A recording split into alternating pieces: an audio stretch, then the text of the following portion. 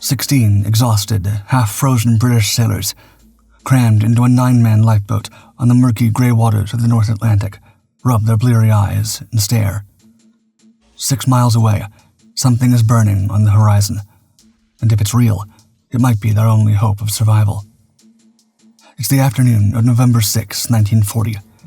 The men have been out here for nearly 24 hours. Some of them are sick.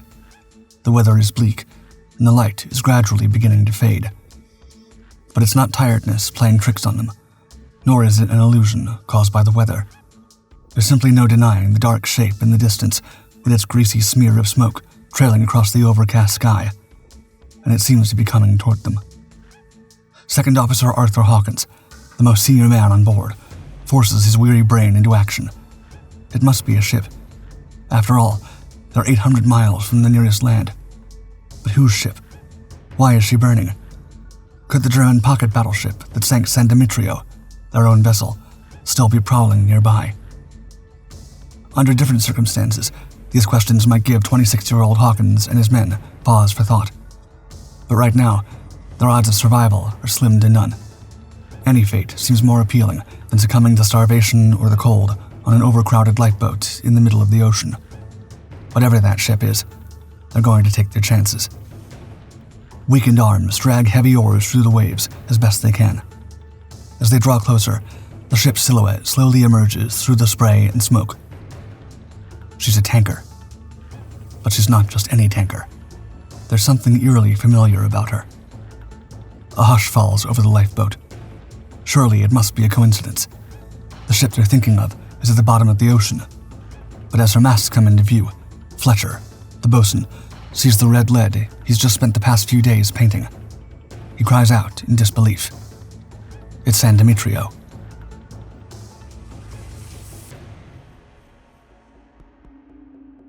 Somehow, their ship has not only survived yesterday's attack, but found her way back to the crew that left her for dead. Now, Second Officer Hawkins has a dilemma on his hands.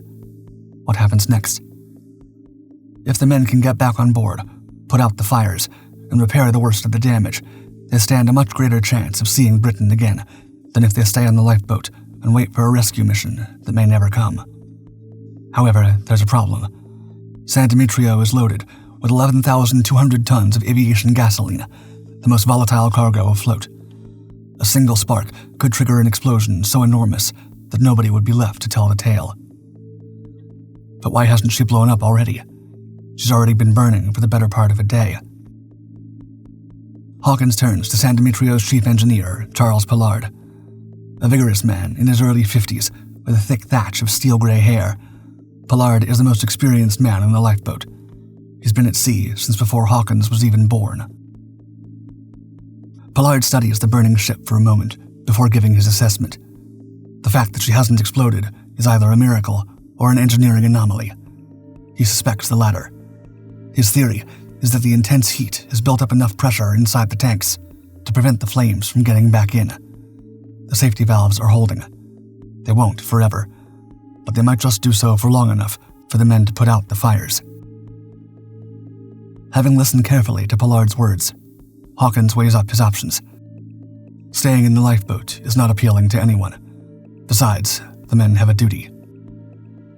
As the war grinds on, San Demetrio's cargo of aviation fuel is needed more and more urgently by the RAF pilots defending Britain's skies. Getting it home matters. But there is something else, too. Something harder to articulate, but no less real. She is their ship. These men have lived on her, worked on her, kept her running.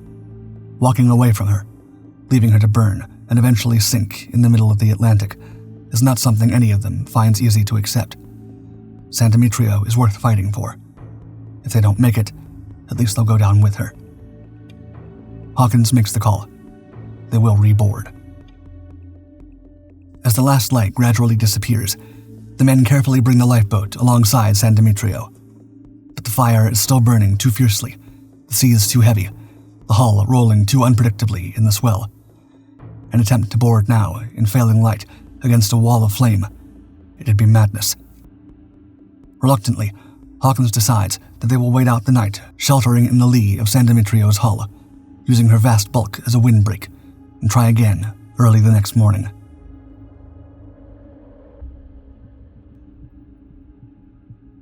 As dawn breaks, the men realize that the tanker has drifted 5 miles downwind. Catching up with her again takes several hours, and when they do, actually getting aboard poses its own challenge. The only way up is a Jacob's ladder, a rope and wooden slat contraption hanging over the ship's quarter, fragmentary and half destroyed, swinging against the hull with every roll of the swell. It's 24 feet from the waterline to the deck. Pollard, who's not a small man, splits his trousers in the climb up. After everything, the attack, the 2 nights in the lifeboat, the cold, the fear, it provides some much-needed laughter. Once everyone is on board, the first priority is pulling up the lifeboat. Still hanging alongside, it's in danger of being smashed against the hull with every roll of the swell. And it's their only means of escape should San Demetrio have to be abandoned again. Someone needs to go back overboard on a lifeline to work the boat along the ship's side and get it under the davits. An unexpected voice speaks up to volunteer for the mission.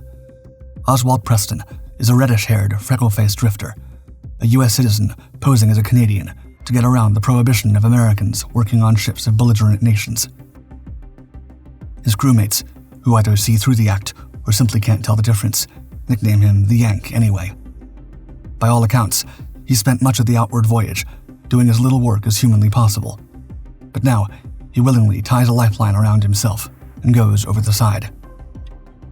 The sea is still running heavy. The hull is rolling unpredictably, and the steel sides of the ship offer nothing to grip. If the line parts, or if he loses his footing and goes under, there will be no saving him in these conditions.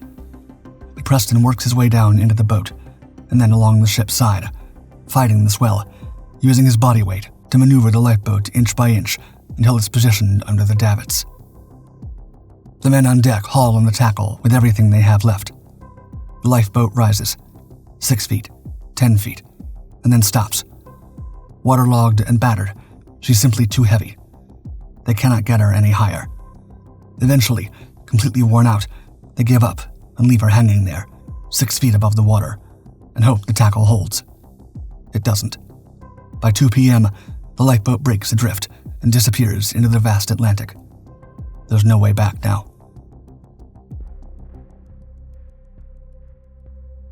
The only hope is that San Demetrio can somehow be saved. Hawkins begins his survey of the damage, and what he finds is worse than anything he could have prepared himself for. The tanker is barely recognizable.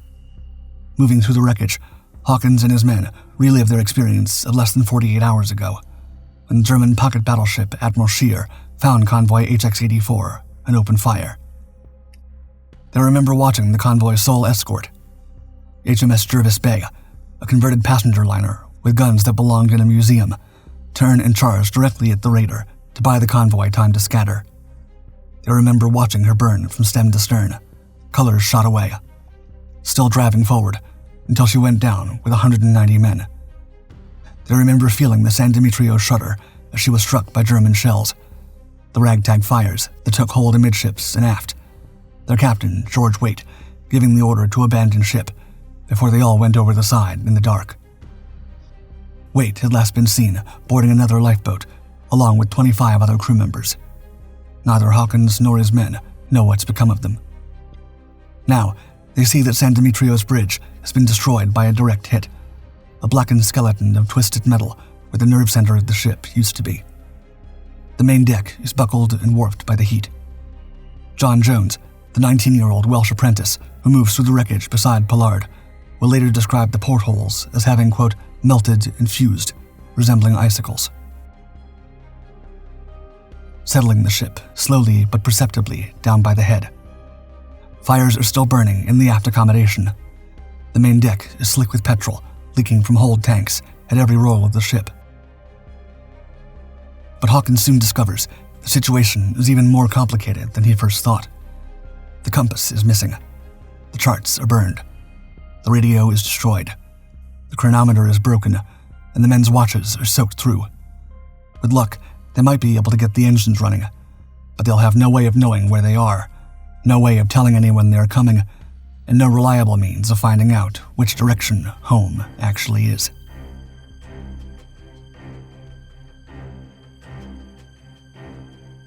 Yet there's no time to dwell on what they don't have. The ship is still on fire, still taking water at the bow, and still loaded with enough aviation gasoline to end everything in an instant. If a crew is going to save her, and themselves, they need to move fast. Unfortunately, with no electricity, the pumps for the fire hoses are out of action. Instead, Hawkins has the men on deck attack the blaze with buckets and extinguishers. Slow, grueling work in choking smoke. The men dousing what they can while trying to keep the flames away from the petrol-soaked main deck. Below, Pollard and third engineer George Willey wade into the flooded engine room to see what can be salvaged. 3 feet of water on the platform. Fuel units submerged. Everything soaked. But incredibly, the main engines appear to be intact. That's not the only good news. Pollard locates the Paxman generator, the auxiliary power unit that, by a stroke of either terrible timing or extraordinary luck, had been dismantled for routine overhaul just days before the attack. Its components are undamaged, dry, and intimately familiar to Pollard's hands. Working knee-deep in water, he and Willey reassemble it piece by piece. Then, they repair the damaged electric cables and flash up the starboard boiler. By around 5:30 p.m., there's enough steam pressure to bring the pumps online and get the fire hoses working. It's also time for the first meal anyone has eaten since before the attack. Eggs, baked jet black in the Frigidaire by the heat of the fire, but edible. Jones tries some of the meat from the freezer. It's a mistake. Soaked through with chemicals from the fire extinguishers, it makes him violently ill, his face swelling badly within minutes. But there's more work to be done before nightfall. With no radio and no means of signaling their position, they're invisible to the outside world. Fortunately, Hawkins finds several cans of white paint that the fire has somehow left untouched and puts the men to work painting SOS and HELP in large letters across the ship's surfaces. Under the circumstances, it's the best he can do. Inside the ship, the battle with the fires goes on through the night. The cork insulation in the meat store proving the most stubborn enemy, burning and sparking until Pollard finally chisels it away at first light on November 8th and gets the hose directly behind it. Finally, for the first time since they reboarded, San Demetrio is not on fire. The rest of the morning is given to repairs and salvage. Among the things they find are potatoes and onions, condensed milk, and 3 bottles of rum. The mood among the crew improves considerably. But there's another discovery that raises the men's spirits even more: the ship's compass. Lying in debris 2 decks below its original position, it's battered and has a large bubble in the fluid, but the needle is moving. They have a navigation tool after all. Hawkins sets the course, 125 degrees, allowing for what he estimates to be around 30 degrees of compass error. It should take them northeast, toward Ireland and home. Pollard rigs a makeshift lamp signaling system between the deck and engine room and knocks on the skylight to signal he's ready below. Finally, at 2:30 p.m., the engines turn over. San Demetrio shudders beneath the men's feet and begins, slowly, to push eastward through the waves. Someone shouts, quote, "Non-stop for England." San Demetrio is going home.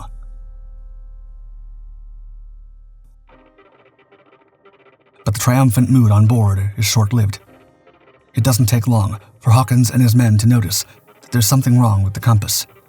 It's the sun that gives it away first, its bearing shifting steadily through the day, while the needle shows no change at all. That night, when the pole star rises, the truth becomes undeniable. San Demetrio has been heading due south. The compass reads 125 degrees. The bubble in the fluid has been sending them in the wrong direction since the engine started. Hawkins glumly puts the compass aside. All he has left to go by are the stars. To assist him with this task, he summons Jones, the crew member with the most extensive knowledge of the night sky, thankfully recovered from his misadventure with the contaminated meat the previous afternoon. They keep alternate watches, snatching 2 hours of sleep at a time, steering by whatever the darkness gives them. The pole star when the clouds break, the direction of the wind, the lightening of the eastern horizon at dawn. It's far from an exact science. One night, a shout goes up, a light moving overhead. A buzz of excitement spreads among the men. Could it be a search and rescue aircraft coming to find them? Jones squints at it for a long moment before stating plainly in his Welsh accent, quote, "That's no plane. That's bloody Jupiter." The days that follow are a war of attrition. Shell hole plugs washed out and replaced. Engines nursed. The ship rides dangerously low at the bow, sluggish in the heavy swells. Hawkins and Pollard decide to drain the fuel from the forward tanks to lighten her head, which means Jones and Pollard must descend into the pump room, saturated with gasoline vapor. One spark, in the explosion they've been outrunning since November 5th, finally catches up with them. They go anyway. San Demetrio lifts her head and rides a little easier. The brutal weather that's making the crossing so punishing is, in one grim irony, their greatest ally. In these seas and this visibility, a prowling U-boat would struggle to spot them, just as much as they would struggle to spot it. The storm that's threatening to sink them is also keeping them hidden.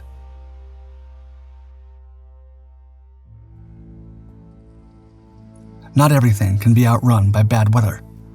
Among the men on deck, 28-year-old John Boyle, a small, soft-spoken greaser, has been growing visibly weaker with each passing day.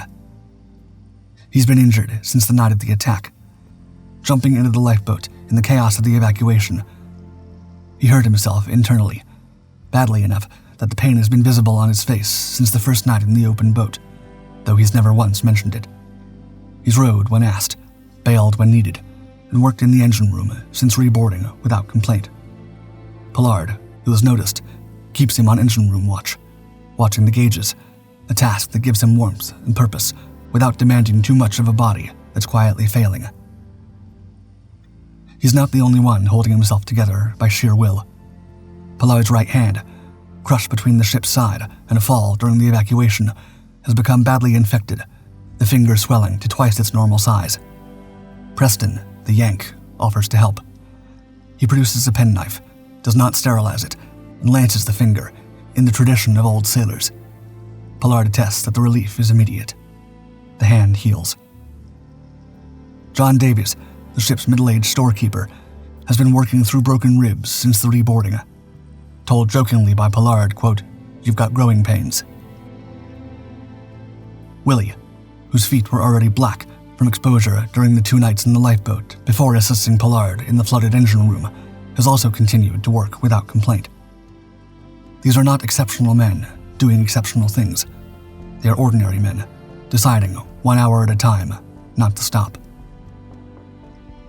On the evening of November 9th, something remarkable happens. Somewhere in what remains of the galley, Pollard has worked out how to cook, heating potatoes and onions by injecting steam directly into a bucket, roasting onions on a boiler manhole door. The smell of hot food drifts through the ship. And then Fletcher, the bosun who'd first recognized the burning ship as San Demetrio, starts to sing. The other men join in. Daisy Daisy, my old Dutch. She was only a bird in a gilded cage. In the dark galley of a half-wrecked listing tanker in the middle of the North Atlantic, 16 sailors belt out songs of home. The next morning, Sunday, November 10th, Hawkins holds a short service on deck. There's no prayer book. Everything has been burned. The only surviving book on the entire ship is a Bible belonging to Preston, given to him by his children. Hawkins takes it and says the Lord's Prayer, then recites what he can remember of the form of prayer to be used at sea. The living shall praise thee. That night, Boyle collapses. He's carried to the least damaged cabin and made as comfortable as possible. Pollard patches together some pipes and gets steam onto the radiator to keep him warm. There's condensed milk to trickle into his mouth. The medicine chest has been destroyed by the fire. There's nothing else to give him. Preston, who has appointed himself head nurse, is the last to speak to him. In the early hours of November 11th, John Boyle passes away in his bunk. Only afterward do they discover the cause: internal bleeding, almost certainly from injuries sustained jumping into the lifeboat on the night of the attack. The red ensign of the British Merchant Navy is flown at half-mast. On the evening of November 12th, Jones expects to see land. He's been calculating their position as best he can throughout the crossing, by the stars, by the wind, by the angle of the sun at noon, and his best estimate puts Ireland close. But the horizon stays empty. The disappointment is real, and he doesn't hide it. Preston, characteristically, is untroubled, quipping that they are bound to make a landfall, quote, somewhere between Narvik and Gibraltar. The next morning, it appears, a dark streak on the horizon, barely visible through the murk. It could be neutral Ireland. It could equally be occupied France. And for a long, tense moment, nobody is sure. If they've drifted too far south during the crossing, they could be looking at an enemy coastline. They have no radio, no way of asking, no way of knowing until they get closer. In whichever country it is, there's also the serious risk of hitting a minefield. Hawkins decides to take his chances. Looking for a sheltered bay, eventually he finds one and carefully guides San Demetrio into it. In the darkness, Hawkins tries to raise the lighthouse with a torch, signaling into the black, hoping for a response. None comes. They spend one more night at anchor, alone, 11 days after the attack. At dawn on November 14th, an aircraft appears overhead. It circles, apparently noting their position, and moves on. Shortly afterward, a tug arrives. Hawkins and his crew are relieved to confirm that they are indeed off the coast of Ireland and not occupied France. The tug, Superman, offers to tow them in, but Hawkins declines, deciding the cost is too high. But then another vessel arrives, HMS Arrow, a British destroyer. She signals that she will escort San Demetrio to the River Clyde in Scotland. Her crew come aboard to help with temporary repairs. Hawkins notes their skill and adaptability with something close to wonder. Men who had never worked with diesel engines before, tackling the job as if they'd done it all their lives. At 6:30 p.m., San Demetrio gets her engines running again and falls in behind her escort. More destroyers join as they proceed. Continuous air cover arrives overhead. Jones will later note, with a dry satisfaction, that he doubted any single merchant ship had up to that time enjoyed such a strong escorting force. On November 16th, 9 days after reboarding a burning, abandoned wreck in the middle of the North Atlantic, Hawkins and his men finally drop anchor in the Clyde. For Pollard, his greatest moment of personal satisfaction is when San Demetrio uses her own pumps and pipework, the same equipment he had worked so hard to rebuild from scratch in a flooded engine room, to discharge her cargo under her own power. 11,000 tons of aviation gasoline, almost all of the 11,200 tons she set out with. In the middle of a war, with Britain running on fumes, every drop of it is needed.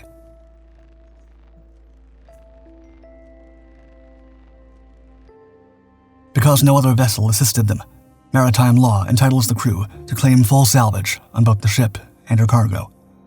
The case is heard in the Admiralty Division of the High Court. The ship herself, almost new, is valued at £250,000, the cargo at £60,000. The court awards £14,700 in salvage, a significant sum, distributed among the survivors according to their contribution. Arthur Hawkins receives £2,000 and is awarded the OBE. Charles Pollard and John Jones receive the Lloyd's War Medal for bravery at sea. Boyle's family receives £1,000, and John Boyle himself is posthumously awarded the King's Commendation for brave conduct. Oswald Preston, the American drifter who spent the outward voyage avoiding work and the return voyage making himself indispensable, receives £1,000 for what the court describes as his magnificent conduct. In 1943, Ealing Studios turns the story into a film, San Demetrio, London, one of the only pictures of the entire war to focus solely on the heroism of the merchant navy. The compass and a fragment of the ship's wheel are today held at the Imperial War Museum. The ship's bell is at the National Maritime Museum. The tattered red ensign was given to Hawkins. San Demetrio herself returns to service. She doesn't last long. On March 17, 1942, less than 15 months after her crew brought her home, she's torpedoed and sunk by German submarine U-404 off the coast of Virginia. The war, in the end, catches up with her. What it could never catch up with was what her crew had done. Hawkins, Pollard, Jones, Preston, Boyle, and the others were not military men. They were not entitled to the same protections afforded to combatants and were rarely given the same prestige. They were merchant sailors, men whose job was to move cargo from one port to another, and who happened to be doing that job in the middle of a world war. Nobody ordered them to reboard San Demetrio. Nobody could have. They did it because they refused to give up, on themselves, on their duty to their country, or on their ship.